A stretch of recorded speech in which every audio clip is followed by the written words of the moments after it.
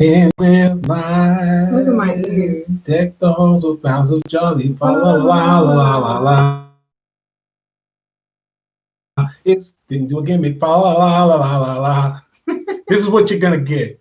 Yeah, take it or leave it. We don't yeah. Christmas do on what a you gonna Friday do. this year. Do what you gonna do. Yeah. Where you want? Where you want? Maybe we'll do something. Maybe we won't. We probably won't. Nah, bro. All right, happy holidays, guys. Welcome to another installment of BrickWall Reviews. I'm Dave, and Sam's back.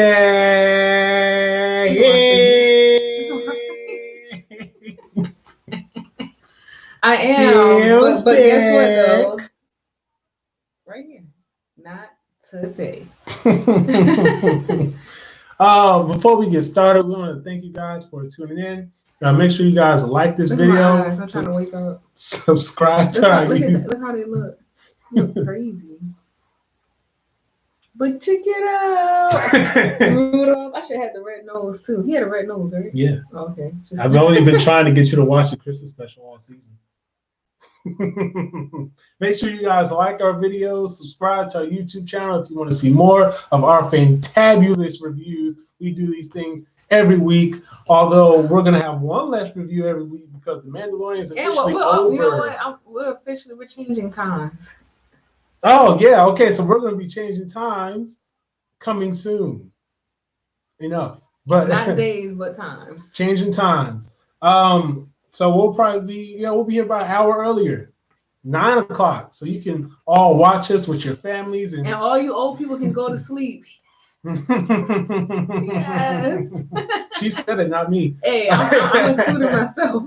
But so what was that? Yeah, we got content here every week. We'll be doing it an hour earlier now. The Mandalorian is over. Look at it. It'll be so cute, but they won't stay up. The Mandalorian is over. So you guys make sure you go check out my season 2 finale review. I'll try to stay as spoiler free as possible, which was impossible because that was such a huge episode. If you guys seen it, so if you haven't checked out that review, go check it out. I also reviewed the other episodes of the season. This is definitely going in my head now, isn't it? This is going in my head. Well, I'm going to try to go through these things.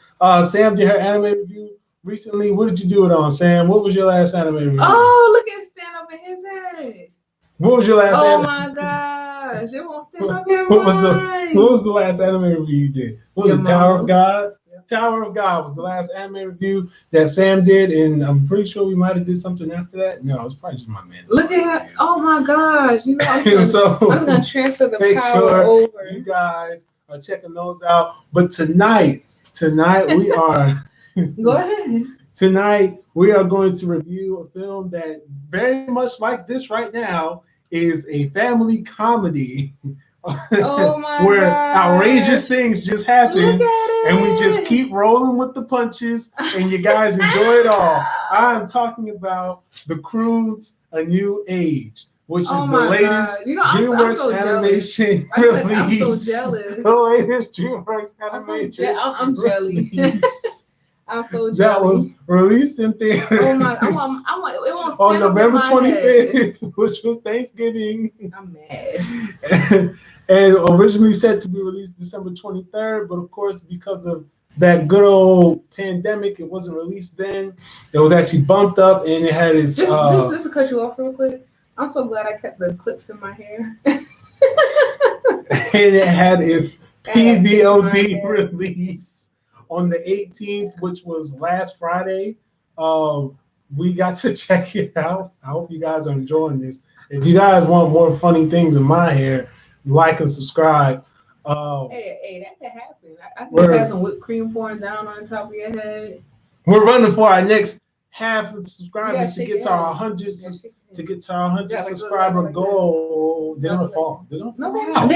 I think this one loose. No, I see that it is. I will flip it back on. Yeah. So the Croods. Hey guys. I'm actually here right now in this moment. I don't know who that was about how many minutes? About almost 5 minutes ago. But hey, it's Sam. I'm here today. Thanks for tuning in, people. Thank you. You like Dave's headgear? I hope you guys heard everything. I'm not repeating it. Subscribe, like, share. Thank you to our sponsor for this particular movie. We had a sponsor. This one. Yes. You did. Yes. I knew that though. Yes, and this was part of the surely sponsorship. Did. You surely did. Well, anyway, Sam, tell the people about our sponsor for today's video. I just did. Okay. Anyway, thanks for tuning in, guys. Yes, the Croods. The first one came out in around 2013. It was a good movie, but this particular movie, I enjoyed it. Like, it's not a lot of times that I like a sequel, you know. But this one, yeah, I like this one better than the first one. Yeah, 7 years since the original was released. Of course, a lot of delays and things like that, studios switching, blah blah blah. But I mean, for it to have been released 7 years later, I agree with Sam. It does definitely surpass the original. One thing that it does enhance is the animation, because in the first one they had some really beautiful animation. That's the one thing I remember about the Croods. And this sequel here, it was crooked. And the Croods, the New Age, does not fail. It definitely does still carry on that beautiful CGI bond. Animation, the beautiful message of family bonds and some of the trials. And you know, in this one, you actually get like two different types of family bonds as well. Mm-hmm. It's like an old school, I would say the Croods portion of it is like the old school family bond. And then we have a new family called the Bettermans, which present like a new form of family bond, which I would call it the social media age. Yeah, and it's a very interesting story. The story here for the Croods too is the prehistoric family, the Croods, are challenged by a rival family, the Bettermans, who claim to be better and more evolved. And also, throughout this time, they get reunited with Guy. Guy's a really big, important. The Bettermans get reunited with Guy. Yeah, not the. Yeah. They. Well, yeah, the Bettermans get reunited with Guy, and it pretty much just becomes a identity thing. But it's not really. You think it's an identity crisis? Well, I mean, because it's very clever in how it does it. I don't want to necessarily say it's an identity crisis. Well, I mean, I guess you can kind of almost say that. Because I would say with the first one, it was about being able to accept change. Because that's at the core of that film is being able to accept change, and that things are going to change. And then this one is more about being able to accept change again. Not just accept change, but also realize your identity, realize who you are, and be comfortable with who you are. Because remember, Guy was going into this whole thing where he was enjoying being with the Bettermans, and he didn't realize how it was changing him and some of the mistakes. But the thing about it too is that that's what he was already familiar with. Mm-hmm. Like, you know, he just had to adapt. His story is pretty much adaptation. Mm-hmm. Okay. He adapts to, okay, so now I'm out here in the wild. They actually show Guy's story in the beginning portion of the movie, where he's practically adapting and, you know, picking up survival techniques. And that's what we need, is an adaptation and survival techniques in order to move on through life for survival purposes. Mm-hmm. So that's what he's been doing. And so he's out in the wild. Okay, so boom, he's with his family. Now he's out in the wild. Now he has to survive until he can get back here. Mm-hmm. You know, and so now that he's back here, he's realizing, yes, I used to do this. I was like this. Mm-hmm. So I don't think that it's anywhere where his identity was compromised, except for the fact that let's just say he never met the Croods, then we wouldn't have said he had an identity crisis, mm-hmm. because that's what he was already familiar with. Mm-hmm. But because he met the Croods and went through changes with the Croods, I wouldn't necessarily call him an identity crisis. Like, honestly, I wouldn't even call any of them an identity crisis, because they all tried to stand true to what they knew. Mm-hmm. And he was in a tough situation because he's torn between two different families, mm-hmm. of what, you know, he knew and what he knew. Mm-hmm. So, I mean, I don't think I would say it was an identity crisis. And where else will you get a deep dive on the Croods of all things but here at BrickWall Reviews? Make sure you all subscribe. You gotta shake your head so they can subscribe. For every bell, a new subscription is made. For every bell. So, Yeah, so this film, The Croods, it brings back the original cast: Nicolas Cage, Emma Stone, Ryan Reynolds, Catherine Keener, and it also brings some of the other Croods families. All the original crew members are here, as well as some newcomers: Leslie Mann, Peter Dinklage, and Kelly Marie Tran. They all played the Betterman family: Hope, Phil, and Dawn Betterman. Hour and 35 minutes, really good use of the time. This was a really great movie, and for all intents and purposes, you did have to rent it, but it is worth the rental. Like I'm tempted to rent it again. Yeah, like the kids will definitely enjoy it. You will definitely enjoy it. Like I said, you might enjoy this one more than the original. It's just so funny. He's like, oh, it's a better dad. Like it's just so funny to have and just how they relate it back to now, like with bro. Yeah, so it's very relatable. The pop culture references, like with the TV window thing, like that. It wasn't all the pop culture references weren't stretches, because sometimes you get movies like this and it's like, I'm gonna snap it, chat, and it's like that didn't work, but these that work. Didn't work either. No, yeah, that's how horrible they are. Yeah, they don't work either. And this one was like, I'm gonna sit because I've never seen a window before. There are things on the outside of the window. It's like watching TV. I'm so stuck to I can watch things outside of a thing like that. So it's not too much of a stretch. This movie is also at its core a love story between two teenagers. It's a story about social acceptances. It's got a lot of, it does, because they have to socially accept the Croods, but then how you socially accept someone who's not on your same level. Classism. That's what I was trying to say. Yeah, because I'm like, first of all, it's only two families, so I don't think that's social acceptance. Because at the end of the day, either one of them could have changed their ways, which they ultimately did, come to a compromise. So it has to do with classism. And then classism, I don't know. Yeah, because they were they held themselves more higher up. Because of this is like a Jane and Tarzan kind of thing, That's what this version of the Croods is. So therefore, it's like you're holding yourself. I'm Tarzan, meet Jane. You saw they were cave people; they were never been exposed.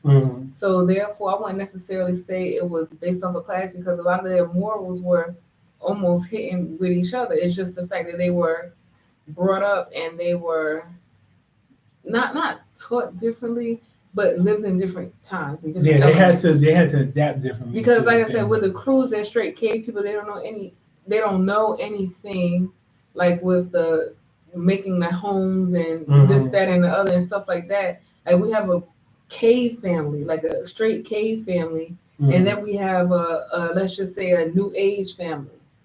That's what that is. So I wouldn't necessarily say is classes. When you say classes, I'll go from like rich to poor. But in both things, they were both rich and they were both poor in certain areas, which is true when you do split up social classes or whatever the case may be. But at the end of the day, for all intents and purposes, I wouldn't necessarily base this off of class, because they weren't like all from one era, or not even from one era, but from, like I said, Jane Tarzan. So I wouldn't.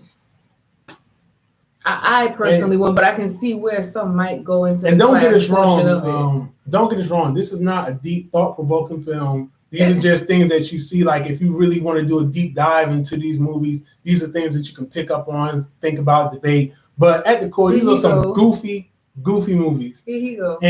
But I had to say, I'm just saying. No, I mean, no, it's excellent like that. You can deep dive on something. But I'm not trying to deep dive. No, I'm just saying. If you want to tell people if it has some substance, because there's a website called Common Sense, and it goes and breaks down each message in the film like paragraphs at a time. There's nothing wrong with that, because each film carries a message. But again, this is not a movie made with the intention to be like all preachy in your face about it. It definitely isn't. But I'm just saying, like, if you're gonna say something, I'm gonna say something too. No, I'm not disagreeing with you. I'm not saying that you're disagreeing, but I'm just saying, like, what from my opinion of it. That's all I'm saying. So it's a goofy comedy though, and this is where it definitely shines. It definitely shines as one of the funniest movies I've seen this year, if not the funniest movie I've seen this year. A lot of the jokes, they're really fast paced, which a lot of the jokes surprised me, and really a lot. And they're there. They're like in your face, and you can't miss the jokes because it's like it's fun. It's a funny movie. Like it's a great movie. Yeah, and if there are any background jokes, like, I missed them completely. Like you can watch this one and then be like, damn, well, let me see what the first one's about. But you're gonna like this one better. Yeah, like, this one like definitely with Kung hits Fu Panda. Like, yeah, I like Kung Fu Panda 2 better than one. And I think I made like Croods, this one, the new A New Age, better than the first Croods. Yeah, it like you mentioned earlier, it starts off with the emotional beat, begins the guy's backstory and how he met up with the Croods and how he lost his family and everything. That is the deepest this movie gets on an emotional level. I don't think it gets any deeper than that. And if it does, it definitely jokes like right after, like it was like, oh, boom, joke right there, and it's just like. But that whole first section, the opening of the film, is the most emotional moment that you get in that entire film, which is okay for me. I think that the family bond is an emotional moment as well. They have a lot of like deep emotional moments, which they do put to the side with jokes. Because like I said, even when they first met the Bettermans, the fact that the family is breaking apart, whatever. That's not the first moment that the family is breaking apart that is known, because we have the conversation prior to with Guy and Eep.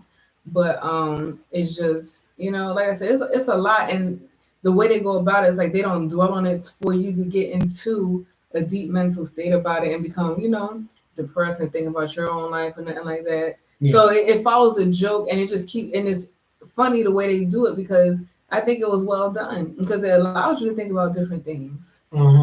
I really like the performance from Nicolas Cage in this one. I think more than I liked it in the first one. Because I mean, if in the first one they said, "All right, Nicolas Cage, come read this line and come do Nicolas Cage," this one they said, "All right, here you go. Here's the script. Just do whatever you want." Because he was hilarious. And the crazy thing about it is that, like, usually I pick up on voices, but this time I didn't. Like, I was surprised that you didn't know it was Nicolas Cage. Yeah, I was surprised. I was like, you didn't know that was Nick Cage. Nicolas Cage, yeah, bro. Like he did the signature yells.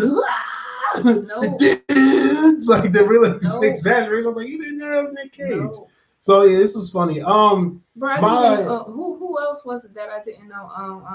What's his name from Game of Thrones. Yes. Yeah, I didn't know. I knew Peter Dinklage was in the movie, but I did not. I was like, "Are you sure that's Peter Dinklage? That don't sound like him." And Ryan Reynolds as well. Oh, you didn't pick up that? No. I could pick up Ryan Reynolds' voice from a mile away at this point. No. Yeah, I watched so much. It was a good. But anyway, yeah. See, I'm not about to argue with David. See, he got me back, and now he's want to show off. So, we're just going to let his little comment slide. No, anyway, I watched so much Deadpool, I could pick up Ryan Reynolds' voice. Yeah, slide. He's slide. That's so funny. But anyway, yeah. But I did not pick up on any of the voices. Like I said, this was an awesome movie. Like, I honestly want to watch it again. Like, you know what I hate? I hate that the rentals only allow you to keep the movie for so long. Like, we're having a black blockbuster, We could keep it for a weekend blockbuster. Well, this was still a theatrical window. I understand that, but if I pay my money to rent it. But anyway, I get it. What they made like 20,000 off of it? Yeah, I mean 20 million. They made an additional 20 million off of the film.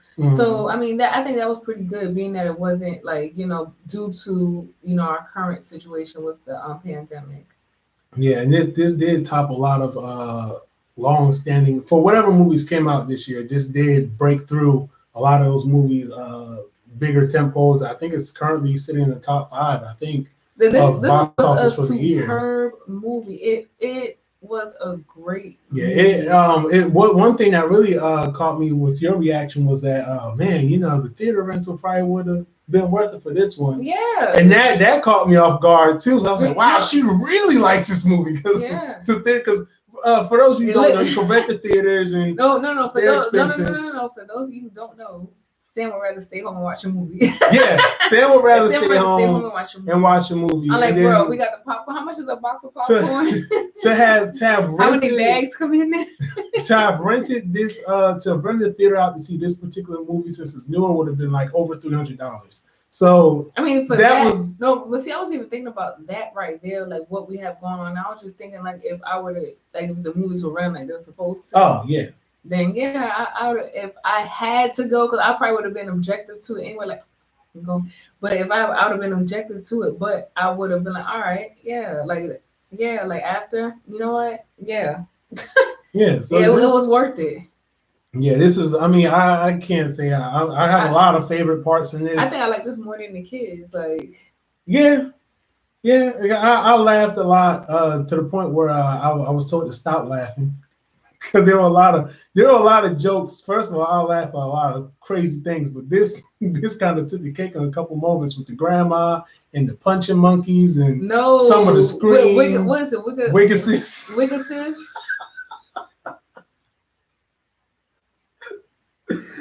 Oh, it was hilarious. But I like the fact that, like, the grandma, like the first one, she was there, but she wasn't there. Mm-hmm. And in this one, like, a lot of the characters got more of a presence. Yeah, I like that. So I like that. And of course, I like the girl power. Yes, girl. Look at me. Yeah, whatever. Girl power done right. They did a really cool girl power scene that was done really nicely. And I loved it. She loved it too. I thought the mom getting more screen time in this was, because I forgot about the mom in the first movie. Like, she was kind of just like the grandma. She was kind of just like that's what I'm saying. A side character. So I like that they didn't spend just time on what's her name, Eep and Grug and Guy. They kind of spread it out so everyone getting a substantial part. Maybe with the exception of the brother, Thunk. I think he had less screen time than in the first one. Okay, I would say he probably had less screen time, but the screen time he had was very meaningful. Yeah, they did give him some funny lines. You know, and just like I said, if you want to go into a deeper level of his, like you know, like, we stuck on tablets, we stuck on this. That was him. Like, the teenager stuck on this. Yeah. Like, Eve was a teenager stuck on love. You know, Guy. I mean, Guy. His name is Guy. Thunk. Yeah, Thunk. Okay, Guy is Guy. Thunk. He is a teenager stuck on, like, we would call what would be social media. Mm-hmm. So each of them had their purpose in the film. So I don't think that he got less time. I think his time was, you know, represented well. Okay. Yeah, it's so much, man. It's so much, so worth to watch. 74% on Rotten Tomatoes, which I think is actually higher than the first one. I think that still is pretty low to me. I can understand the 74 just based off of how. I mean, because there's still certain things in his dancer. I can't particularly pick out the things that were bad about the movie because, again, I absolutely loved it. I loved the. I mean, there were. That's not to say every joke hit, because some jokes did fall flat. I can see some things that were bad, like, it's just like in general, like, I can see a couple of things or whatever the case may be. But overall, I mean, because there's always gonna be something, like, you know. Yeah, it's always gonna be something. But like, my mind is like on high from that movie, so I'm not like trying to even think about the bad right now. Yeah, I may think about it later. I couldn't scope out a bad moment in this film. I think that's credit to actually how the jokes flowed, because, well, not just the jokes, the dialogue, the way the movie flowed. I think it went well. I mean, it does hit those cliches, of course, which, I mean, fine. You know, you need those cliches because those are parts of certain stories that have to be told. But I can't pick out one thing I didn't like about this film. And I've been thinking about this film a lot, and I'm like, I can't think of one thing I didn't like about it. I guess if I really want to be nitpicky, I'd say maybe the monkey plot was I was thinking about that too. A little bit too much with the climax there. About that part too. But that served the purpose, and it was funny. Maybe the giant monkey was a little too much. Maybe that was just a tad bit too much. Outside of that, that's what I was thinking. That's what I was thinking about the monkey part. I was like, I don't know, something about those damn monkeys. Usually in a movie like this, I would complain how the Wiggasis thing just comes out of nowhere, but it comes out of nowhere and it weaves itself into the plot so well. Because at first I was like, oh, they just giving grandma lines and they just want her to do something outrageous and funny. But when it pays off, it's like, oh, okay. Okay, so because I don't remember the portion. I think I was in the kitchen or whatever. But when you watch it at home, you stuff watch happens, it at home. man. But I want to say, okay, so for the Wiggis's part, okay, so once they got with the Bettermans, they got like better hair and better stuff. That's the hint in their name is better. You're a better man. So kind of hints. But anyway, the grandma, she got the wig. And so that's well, she already had that was her hair. I understand that portion of it, but she got a wig from the Bettermans. No, she didn't. She didn't? That was her hair the entire time. Oh, okay. I thought she got a wig from the Bettermans. That was her hair the entire time. Then what was that wig at the end? At the end, she had a different animal on her head. Oh yeah, she did. She's stealing animals. This is not an animal. Yeah, it's not an animal. Because when the grandma first started telling stories, like, oh, okay, they're just giving grandma lines for it to be something goofy because it's already a goofy movie. Why not give her lines to be silly? But grandma was crazy. It paid off. But then that's like I think like she plays the perfect role of grandmas. Like that balance, that life balance. Yeah. I mean, I guess maybe some of Eep's story was a little.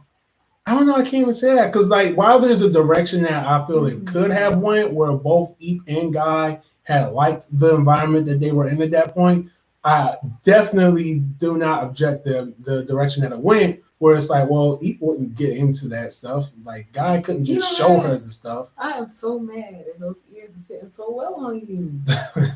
I swear, like, you just pissing me off. But I mean, yeah, it's a great movie. I mean, I don't think there's anything that I dislike about it. I don't think there's anything that Sam dislikes about it. I mean, we talk about our likes. So, and seeing that this was a theatrical release originally as well, and seeing how it performed at the box office, I mean, do I think it would have performed even better if we were in normal circumstances? I don't think it would have financially performed. Oh, here you are. Yes, here she is. I don't think it would have performed better financially under current circumstances. Say hey, everybody. What's up? I'm not sure it would have performed that well, just because I think I think it would have stuck to its original release date, which was December 23rd. So coming around this time, it might have pulled in. I think it would have made a lot more money. It would have made a decent. I think it could have made a lot more money, like if it was theatrically released on the particular release date. But it's also dependent on what would have been released as well. Yeah, that's the thing about it, because I think taking it back, let's say 2-3 months ago, the current slate, I think Wonder Woman was still on the slate for this weekend. I think Soul was still on the slate. No, Soul was still November. Oh, Lord. I think Soul was still November. I don't know what else was supposed to come out this year. She wants a bedtime buddy. Yeah, before she goes into her crib and we can't, So we already kind of talked about the likes and dislikes of the film, to which we were unanimously in likes with this film. Did you like how that ended? Yeah, I like the fact that they were able to come together. Yeah, I like that they were able to come together, put aside differences, work together to find a common ground, which should be done. And and not just with the families, but with the monkeys too. That's what I'm saying. Like it's with everybody. Everyone comes and that's what I liked about the film is that it showed where everybody, if we just talk and set aside differences and come up with a plan, that everything can work for everybody. Yeah, definitely. Yeah, I agree. Did anything stand out? I'll get this off my chest now. Wiggins is still the most hilarious thing I've heard. I think this is the funniest movie of the year. I'm not gonna lie. I think it's the funniest movie of the year. But it's funny too because what stands out is parental interference, because we had like a Romeo and Juliet thing kind of going on as well. Yeah. Wow, this is like a caveman's. I just thought about that. I swear that because my son is just crazy about this film, and it's a Romeo and Juliet kind of thing as well. So that stood out. Shakespearean. As well. Yeah. Shakespearean. Hey, who would have guessed? Hey, Shakespeare was great. Shakespeare was a goat. Yeah. So, I guess that stands out to me now. It's a Romeo and Juliet story. Except nobody dies. Right. Do you think it could have been a better ending? No, I like the ending. I really like the way it ended because, like I said, it brought everybody together and show. Like I said, it's like showing that just because you're different doesn't mean you can't fit in. Mm-hmm. Like we can make it work. Like we can, like you was complaining the whole movie. Why don't they just show them? They had to set themselves aside, which each of them went on their journeys and stuff to come to a central realization that we all want the same thing, and that was true. We all want the same thing. We're just saying it different. Yeah. And like that's now. Let's get this shit together, man. It's gonna be great. Do you think that this should continue into a trilogy? Yeah, I would love to see a third one. Yeah, I would like to see, especially the way it ended with Guy and Eve. Yeah. Yeah. I would be interested just in that concept of them actually starting a family of their own. Like, how does that kind of like a Meet the Fockers type of thing, like a Meet the Parents that. Not like beat for beat, but just like that premise, like where they have the kid. I didn't really watch Meet the Fockers, so let's go. When they had the kid, and then they're like, two different families fighting over how the kid should be raised and things like that, and the different belief systems, that kind of stuff. But I mean, that was basically this movie too. Well, yeah. Well, now this time with the families combined in that. Yeah, but we don't. Because it's like that when you. I don't really want to see them argue again. They already did the arguing bit. Like, how much more arguing are we gonna do? We understand the morals and stuff of each family, Some of them believe in togetherness, some of them believe what do you think spending time apart is better for, so you think maybe like a new family or something? Nah, maybe they would be Okay, well I don't know. I would be interested. They said Croods 3, it'd have my attention. I would like to see these directors and this whole entire crew that worked on this movie. I would like to see them work on a Flintstones movie at this point. I think they do good with the caveman stuff, and I think like their skills and talent would really serve a Flintstones movie like really good. You think so? I think so. What do you think? Not quite sure with these antlers in my head. Like them? I'm confused. Okay. So we already pretty much talked if it was better on streaming or in theaters. I know that this is soon to come to Peacock streaming service, which is a free streaming service, but premium is free, and I'm pretty sure this is going to be on premium for a cost. Premium is free? No, I mean, oh gosh, thank you for correcting me. Premium is not free, and so I'm pretty sure it'll be on premium for a cost. Because it's on Amazon and Hulu now, right? Yeah, for rental, for 48-hour rental, $20. Once you start watching it, then your 48 hours begins. Mm-hmm. So, but I think with it having the release that it did, though, theaters and VOD, I think it worked well for it. It definitely gives the chance for people to be exposed to it more, which is why we decided to review this movie, because we was like, well, this is a movie that's kind of, well, okay. She really enjoyed this movie. So I was like, I had a good story. See, even a baby knew that was a lot of her face. part of the reason. The baby's like this. Part of the reason why I think it was a good idea for us to check this movie out and review for you guys is because it's definitely one of the smaller movies out. Because I know we have the big Pixar movie coming out Friday. We got the big superhero movie coming out Friday as well. We've had slightly bigger movies coming out. Wonder Woman and what's the other one? Wonder Woman and Soul. Yeah. So we got these bigger movies coming out. All this attention being dispersed to HBO Max and their slate next year and the Snyder Cut and all that. But why not look at something that actually might deserve the attention and be better than the movies that are coming out before the end of the year? So yeah, I said it. The Croods won't be better than Soul, but it'll be like. That. Come on, man. Soul's. Nah, you don't know that. Come on, gotta have brothers. No, I've heard great things about Soul, but we won't know until we watch. We won't know until we watch. We have our own formulated opinion about it. Yeah, we will. But I have high hopes for it, though. I'm gonna be honest. I have high hopes for it. I'm hoping. So, So on a scale from 1 to 5, what are you gonna give? I don't want to what? 1 to 5. That's not what you said. I said 1 to 5. I said 1 to fly. Oh, if I said 1 to 5. That's funny. On a scale from 1 to fly. I will give the Croods